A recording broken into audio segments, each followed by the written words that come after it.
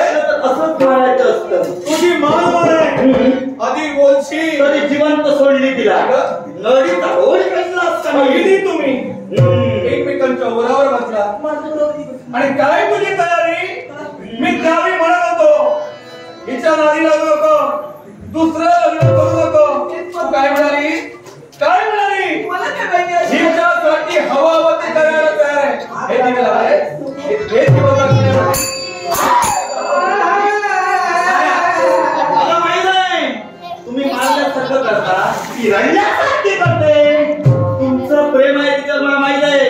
तुम्ही कित्येक दिवस झाले आलात माझ्या मला वाया गेली आहे. ही वाया गेली नाही. राज्याची मागणी तू मला आता काय करताय? माझ्या आता लक्षात तर तुमच्याकडे बाबतीत जनतेला काय आदर्श घ्यावा?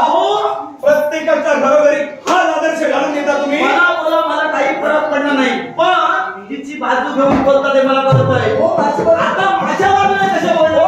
ही जर का चुकली, ही जर का वाम मार्गाला गेली, मी जिवंत होतो ना, तू माझ्यापर्यंत आली नाही, तू माझ्यापर्यंत आली नाही.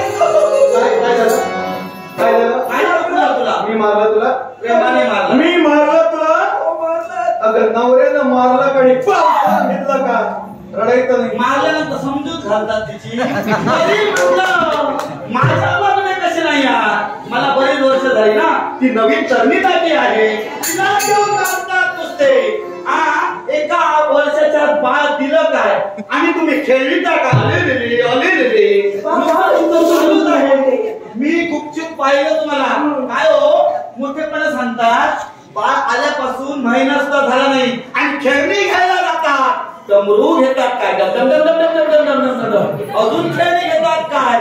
पाहिलं ते काय घेतला कुणी मला फरक पडत नाही. माझ्याकडे हे सर्व आणि तिला विचारावं काही लहानपणापासून अशी पण मला सांगा स्वामी, मी भांडते का? विचारा ना. नाही विचारा. तू भांडण करतच नाही.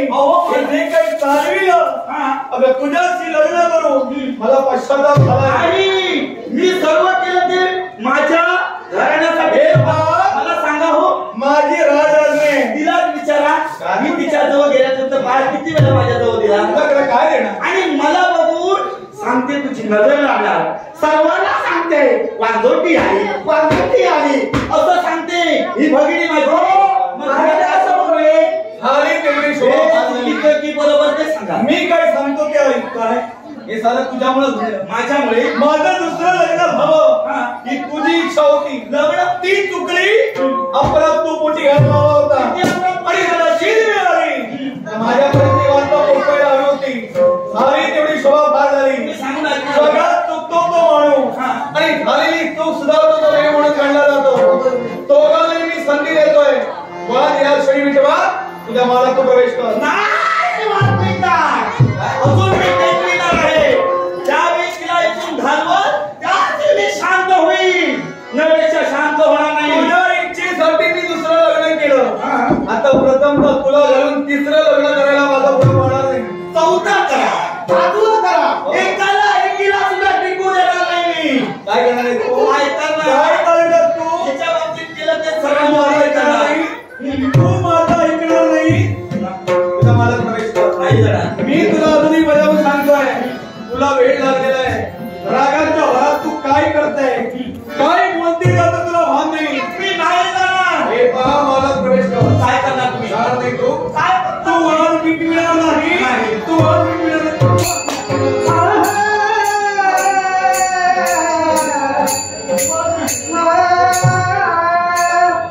तुला या राज्यात राहायचे की नाही? राहायचं आहे. या शनिवार मिटला पाहिजे. नाही मिटला आता तर राहण्याची इच्छा. पण या शनिवारी राजहत्या होते. तूच माझ्या संसारात मला नको. असा विनाकारण का कळत असती तर या क्षणी या मुलातून मी